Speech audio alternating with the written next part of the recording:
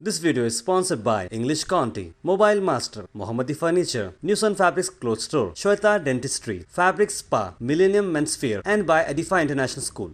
मौसम खराब है, बादल हैं, रेडार पे हवाई जहाज नहीं दिखेगा। Excellent, prime minister of India, fantastic. Sonia Gandhi ji, Manmohan Singh ji जो हमारे सीनियर्स हैं, उनका बहुत एक्सपीरियंस है और मैं नरेंद्र मोदी नहीं हूं। मैं एक्सपीरियंस को धक्का मार के भगाता नहीं हूं। तो जो उनका एक्सपीरियंस है उसका फ़ायदा कांग्रेस पार्टी उठाएगी। किसी भी शहर में कहीं भी बोल दीजिए, बस चौकीदार बोलिए, जवाब मिलता है चोर है। आप आम कैसे खाते हैं साहब? आप कपड़े कैसे पहनते हैं साहब? आपने ये हाफ स्लीव का कुर्ता कहां से सोच के निकाला? उनके पास अनलिमिटेड पैसा, अनलिमिटेड मार्केटिंग, अनलिमिटेड टेलीविजन। हमारे पास सिर्फ सच्चाई। सच्चाई जीतेगी। जो ऑर्डर जनता देगी, जनता मालिक है, जो ऑर्डर जनता देगी हम करेंगे। और 23 तारीख को पता लग जाएगा। 23 तारीख को जनता का जो मूड है, जनता का विजन है हिंदुस्तान के लिए, वो पता लग जाएगा। जो नरेंद्र मोदी जी की फिलॉसफी है, मैंने पहले भी बोला है, वो हिंसा की फिलॉसफी है, वो गांधी जी की फिलॉसफी है। सबसे बड़ा धन्यवाद हिंदुस्तान की जनता को, जो इस देश को आने वाले दिनों में रास्ता दिखाने का काम करें।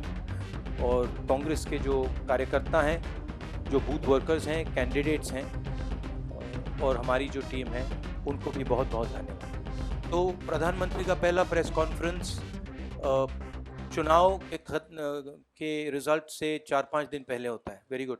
अच्छा, ये मैंने सुना है कि कहा है कि prime minister is accompanying mister Amit Shah in a press briefing. पीछे से दरवाजे भी बंद हो गए हैं। जो जर्नलिस्ट अंदर घुसना चाहते हैं उनको भी ब्लॉक कर दिया गया। मैंने इनसे कहा 2-3 जर्नलिस्ट भेज दीजिए वहाँ पे। हमारे साइड से भी 1-2 सवाल पूछे, कहते नहीं भेज सकते, दरवाजा बंद कर दिया, लॉक कर दिया है। बड़ा ज़बरदस्त प्रेस कॉन्फ्रेंस हो रहा है। प्रधानमंत्री जी, आपने मुझसे राफेल पे डिबेट क्यों नहीं किया? जवाब दे दीजिए। आप अभी प्रेस कॉन्फ्रेंस कर रहे हैं या मैं प्रेस कॉन्फ्रेंस कर रहा हूँ? मैंने आपसे पूछा, मैंने आपको चैलेंज दिया, मैंने आपसे कहा मैं रेसकोर्स रोड में आऊँगा। अनिल अंबानी के बारे में मैं आपसे बात करना चाहता हूँ। मैं पूछना चाहता हूँ कि आपने उनको 30,000 करोड़ रुपए हिंदुस्तान की वायुसेना का पैसा क्यों दिया? मैंने आपको चैलेंज किया कि आप डिबेट करिए। नरेंद्र मोदी जी, आप प्रेस को बता दीजिए कि आपने मेरे साथ डिबेट क्यों नहीं किया, आप राफेल मामले पे क्यों डरे? देखिए, जनता डिसीजन लेगी, 23 मई को डिसीजन लेगी, और जो जनता डिसाइड करेगी उसकी बेसिस पे हम काम करेंगे। उससे पहले मैं जनता के डिसीजन के बारे में नहीं बोलूँगा। मुझे ये कहना अच्छा नहीं लग रहा है, मगर इलेक्शन कमीशन का जो इस इलेक्शन में रोल रहा है वो बायस्ड रहा है। नरेंद्र मोदी जो भी बोलना चाहते बोल देते हैं। उसी बात के लिए किसी और को टोका जाता है। नरेंद्र मोदी जो कहना चाहते हैं कह सकते हैं। तो पार्शियलिटी तो जरूर दिख रही है। और एक और बात में पार्शियलिटी दिखी है, जो ये पूरा चुनाव का शेड्यूल है, मुझे लगता है कि ये नरेंद्र मोदी जी की कैंपेनिंग के लिए बनाया गया है। ये बात बिल्कुल सामने ये देश समझता है। देखिए, मगर हम सिर्फ इलेक्शन कमीशन जो इंस्टीट्यूशन है उस पर भरोसा कर सकते हैं, उससे ज़्यादा हम कुछ नहीं कर सकते। और हमने इफेक्टिवली मुद्दे उठाए। मैं सच बोलूं तो नरेंद्र मोदी जी के पास, बीजेपी के पास हमारे से बहुत ज़्यादा पैसा उनके पास है। कोई कंपैरिजन ही नहीं है। मुझे लगता है 1:20 रेशो होगा। उनके पास अनलिमिटेड पैसा, अनलिमिटेड मार्केटिंग, अनलिमिटेड टेलीविजन। हमारे पास सिर्फ सच्चाई। सच्चाई जीतेगी। बेरोजगारी, किसानों की हालत, राफेल हवाई जहाज भ्रष्टाचार, इकोनॉमी की हालत, नोटबंदी, गब्बर सिंह टैक्स। और नरेंद्र मोदी जी ने इन बातों का जवाब ही नहीं दिया।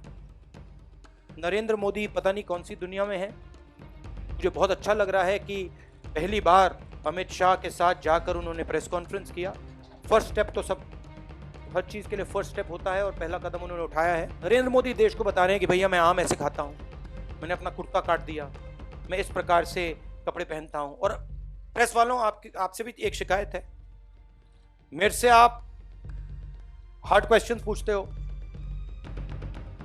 न्याय योजना कहां से पैसा आएगा, कैसे होगा, और नरेंद्र मोदी जी से साहब आप आम कैसे खाते हैं, साहब आप कपड़े कैसे पहनते हैं, साहब आपने ये हाफ स्लीव का कुर्ता कहां से सोच के निकाला। तो थोड़ी तो फेयरनेस आप भी कर लीजिए भाई। प्रेस वाले ने कहा नरेंद्र मोदी जी बालाकोट के बारे में बताइए। नरेंद्र मोदी जी ने कहा जैसे आज बारिश हो रही है, मैं घबरा गया, मैंने सोचा भाई बारिश हो रही है, नरेंद्र मोदी जी का हवाई जहाज ना घुस जाए, गायब ना हो जाए। नरेंद्र मोदी कहते हैं मैंने एयरफोर्स के ऑफिसर से कहा मौसम खराब है, बादल है, रेडार पे हवाई जहाज नहीं दिखेगा।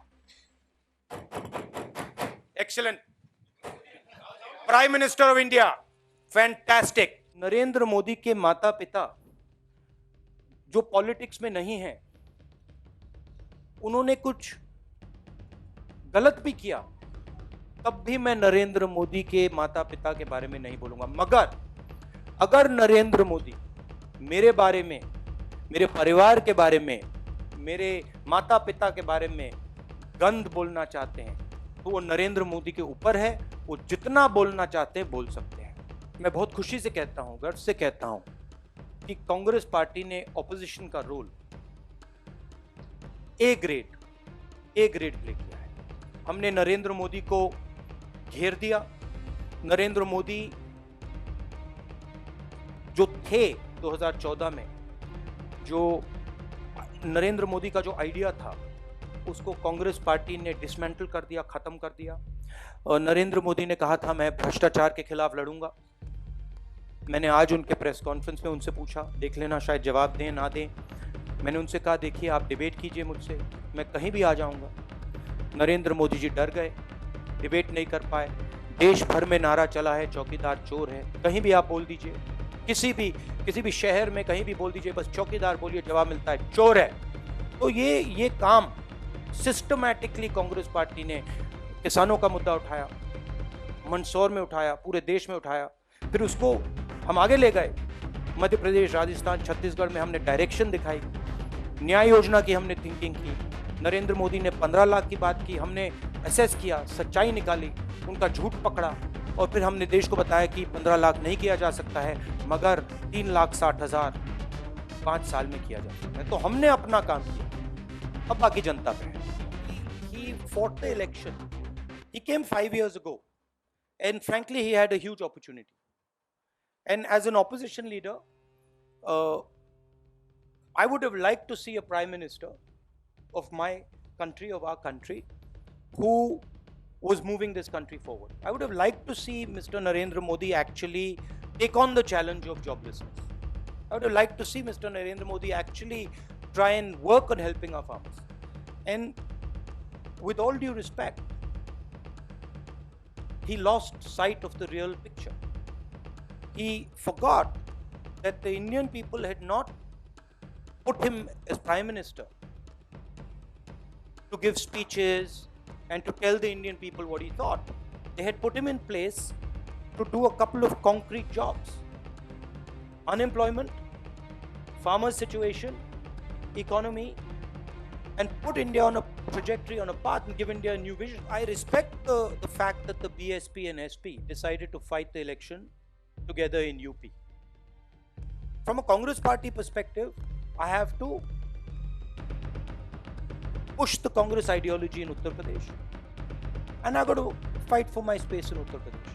I made it very clear to Jyotiraditya and Priyanka that priority number 1 is to make sure that the BJP loses.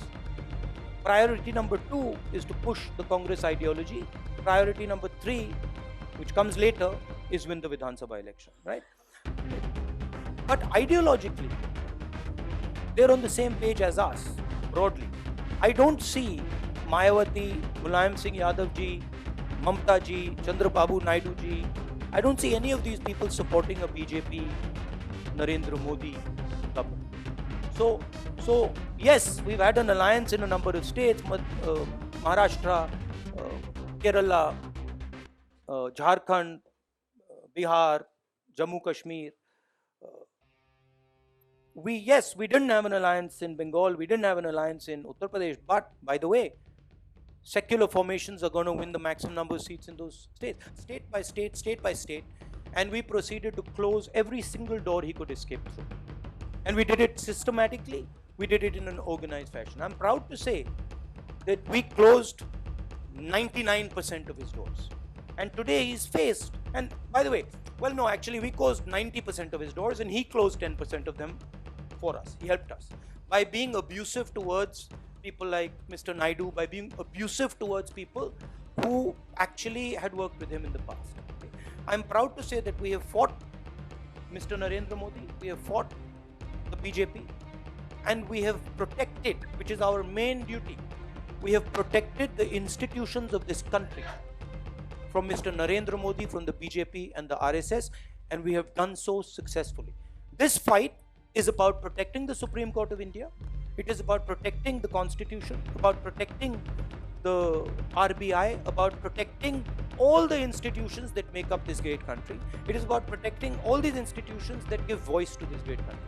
And I am, as an Indian, extremely proud that millions and millions and millions of people stood up with us and stopped Mr. Narendra Modi in his time. This video is sponsored by English Conti, Mobile Master, Mohammadi Furniture, News on Fabrics Clothes Store, Shweta Dentistry, Fabric Spa, Millennium Men's Wear, and by Edify International School.